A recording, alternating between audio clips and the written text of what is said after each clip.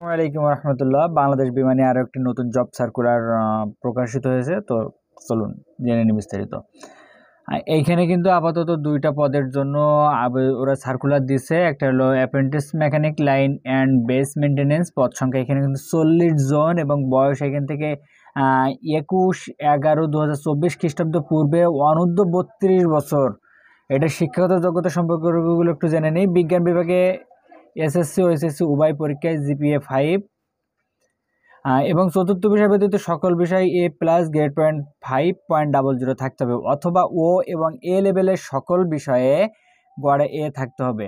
Computer বিষয়ক জ্ঞান অবশ্যই থাকতে হবে। বিদেশি শিক্ষা প্রতিষ্ঠানে তো অর্জিত শিক্ষা ডিগ্রি অথবা অন্য কোনো ডিগ্রি যা নিয়োগ বিজ্ঞপ্তিতে উল্লেখ নেই সেসব ক্ষেত্রে দেশীয় সংশ্লিষ্ট শিক্ষা বোর্ড বিশ্ববিদ্যালয়ের মঞ্জুরি কমিশন কর্তৃক ইস্যুকৃত সমমান সার্টিফিকেট অনুযায়ী ডিগ্রি ও ফলাফলের তথ্য প্রদান করতে হবে। এবং 4 নম্বরে আছে জিইডি ডিগ্রি গ্রহণযোগ্য নয়, এটা অবশ্যই মাথায় রাখতে হবে। শর্তাবলী: অ্যাপ্রেন্টিস মেকানিক পদে চূড়ান্তভাবে নির্বাচিত প্রার্থীগণকে Bangladesh airlines training centre BATC B1.1 B2 course তথ্য এবং ব্যবহারিক সফলভাবে সম্পন্ন করতে হবে। কোর্স চলাকালে প্রশিক্ষণরত পরীক্ষার্থী বিমান অনুমোদিত হয়ে স্টাইপেন্ড প্রাপ্য হবেন।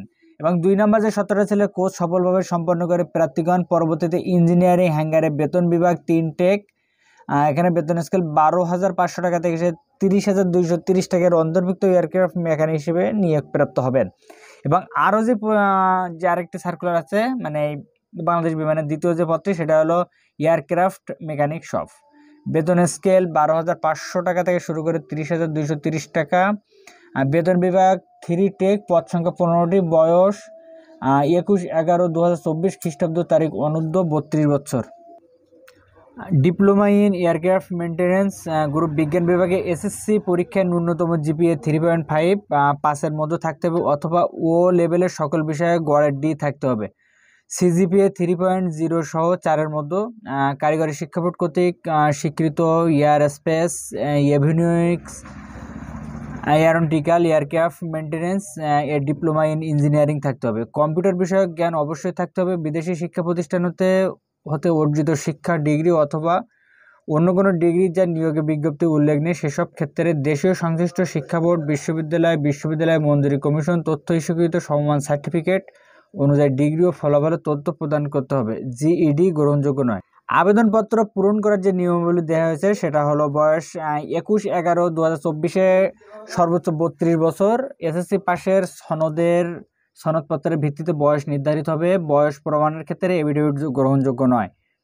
এবং ক্রমিক নম্বর 2 এর পদে নির্বাচিত প্রার্থীগণ প্রাথমিকভাবে 3 বছরের জন্য চুক্তিভিত্তিক নিয়োগপ্রাপ্ত হবেন। সন্তোষজনক হলে 3 বছর চুক্তিভিত্তিক চাকরি সম্পন্নের পর যোগদানের তারিখ হতে স্থায়ীভাবে আত্মীকরণ করা হবে। 3 নম্বরে আছে নিয়োগ বিজ্ঞপ্তি সম্পর্কিত যে কোনো সংশোধন যদি থাকে বিমান Bangladesh airlines limited website www.biman.gov.bd এবং www.biman-airlines.com প্রকাশ করা হবে। 4 নম্বরে আছে বিমান কর্তৃক পদ সংখ্যা হ্রাস বৃদ্ধি এবং পদনাম সংশোধন পরিবর্তন, পরীক্ষার সময়সূচি পরিবর্তন এবং নিয়োগ বিজ্ঞপ্তি স্থগিত কিংবা বাতিল করার অধিকার সংরক্ষণ করে। চুক্তিরত প্রার্থীগণকে অবশ্যই যথাযথ কর্তৃপক্ষের মাধ্যমে অনুমোদিত ক্রমে আবেদন করতে হবে। বিভিন্ন পদসমূহের নিয়োগ পরীক্ষা একদিনে অনুষ্ঠিত হতে পারে, সেক্ষেত্রে প্রার্থীগণ নিজ দায়িত্বে একাধিক পদে আবেদন করবেন। আপনি একাধিক পদে আবেদন করতে পারবেন যদি একই দিনে পরীক্ষায় আপনাকে যে কোনো একটি অপশন সিলেক্ট করে নিতে হবে।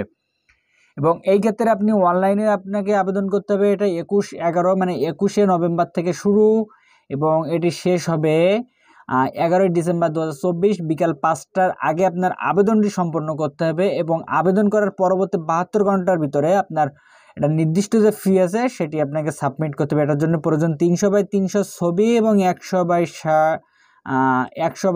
300/80 আপনার সিগনেচার। এবং আপনাকে আবেদন করার পরে অবশ্যই এর প্রিন্ট আউট কপি সংরক্ষণ করতে হবে এবং আবেদনের টাকা জমা হয়েছে এই কর্তৃক বিমান বাংলাদেশের থেকে আপনাকে মেসেজ আসতে হবে। এই ছিল আজকের এই নিয়োগ বিজ্ঞপ্তি সম্পর্কে। আপনারা আরও বিস্তারিত জানতে আমাদের নতুন পেজ BMIT এটি আপনারা অবশ্যই লাইক এবং ফলো দিয়ে রাখবেন। এবং যদি মনে করেন যে আপনার এইটি উপকারে আসলো এবং আপনার পরিবার পরিজন ফ্রেন্ড সার্কেল যেখানে আছে তাদের ক্ষেত্রে চাকরির নিয়োগ বিজ্ঞপ্তিগুলো খুবই প্রয়োজন, তাহলে আমাদের পেজটি তো অবশ্যই ফলো দিয়ে রাখতে পারেন এবং শেয়ার করে দিতে পারেন। সবাই ভালো থাকবেন, সুস্থ থাকবেন। আজকে এই যে ভিডিওটি দেখতে পাচ্ছেন, 2টা পেজের ভিতরে কোলাবরেট করা এই ভিডিওটি, খুব শীঘ্রই এই ভিডিওগুলি একটা পেজে আপনারা আপডেট পাবেন। আপাতত ওই পেজটি নতুন হবে, BMIT এর পেজটি নতুন হওয়ার কারণে আমার রেগুলার দোকানের যে পেজটি সেটার সাথে এটা কোলাবরেট করা হলো। সবাই ভালো থাকবেন, সুস্থ থাকবেন। BMIT এর পক্ষ থেকে আপনাদের সবার জন্য শুভকামনা রইল। আল্লাহ হাফেজ।